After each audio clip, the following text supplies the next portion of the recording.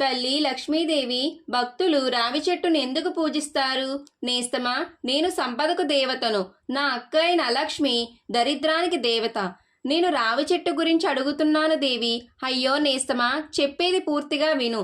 నన్ను విష్ణుమూర్తి వివాహం చేసుకున్నప్పుడు నా అక్కకు కూడా భర్తను చూడమని చెప్పాను. ఆమె చాలా పెద్ద సోమరి కదా దేవి. ఆమెకు తగిన భర్తను చూడడం కష్టం కదా.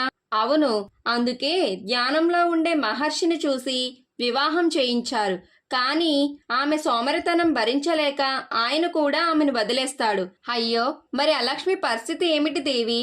తాను వచ్చి మా సహాయం కోరింది. అప్పుడు విష్ణుమూర్తి ఒక రావి చెట్టు దగ్గర అలక్ష్మిని ఉండమని చెప్తాడు. అందుకు అలక్ష్మి ఒప్పుకుందా? ఒప్పుకుంది, కానీ ఒక షరతు పెట్టింది. షరత ఏమిటి దేవి అది?